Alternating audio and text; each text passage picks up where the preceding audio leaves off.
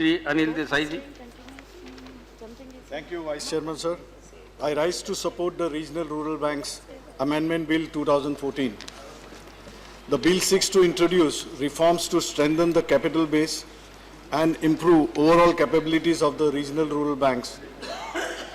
The Principal Act of 1976 provides for incorporation, regulation, and winding up of RRB to develop the rural economy by providing credit and other facilities to develop agriculture, trade, commerce, industry, and productive activities. The intention of the bill is to target small and marginal farmers, agricultural laborers, artisans, and small entrepreneurs. It also seeks to introduce reforms to strengthen the capital base and improve overall capabilities of RRBs. The main features of this bill are to provide for continuance of managerial and financial assistance from sponsor banks beyond the first 5 years of functioning of the RRBs. It also envisages to provide for enhancement of the authorized capital of each RRBs.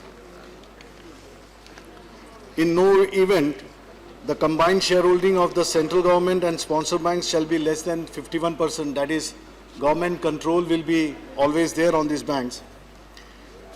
Central government will be consulted if its share is raised or reduced. There is also provision to appoint government director, and it will not be more than 3 years. The span should not be more than 3 years. He could be re-nominated also, but it should not exceed 6 years. That is the condition which is laid. Moreover, the closure of annual accounts from 31st December to 31st March is a welcome measure, as it would bring uniformity with the financial year.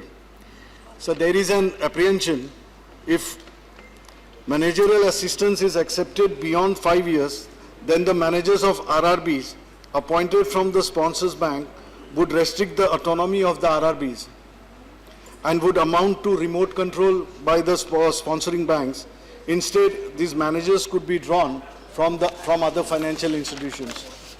So today, RRBs need to gear up further in their workings to help the farmer community in rural sector more effectively. Particularly in Marathwada and Vidarbha regions of Maharashtra, where rural people have a lot of expectations from RRBs.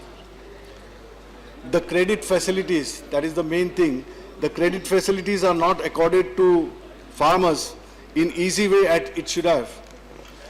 Government should ensure that RRBs transform the standard of living of rural economy, rural populace.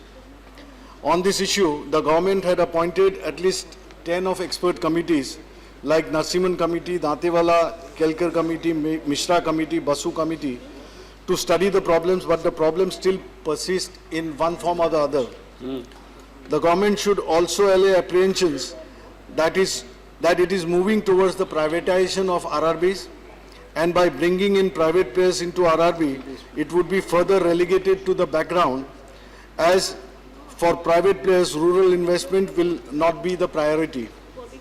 Sir, we all know that farmers, cottage industry players, craftsmen do not like to go to commercial banks for their financial needs because of the cumbersome procedure involved in it, and unfortunately, they are driven or they are compelled to borrow from the moneylenders. There is no government control on the local unauthorized moneylenders. The poor and uneducated farmers are subjected to harassment and exploitation.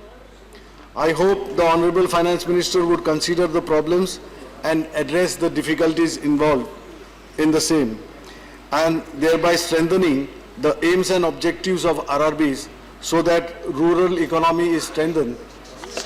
Thank you. Dhanyavad.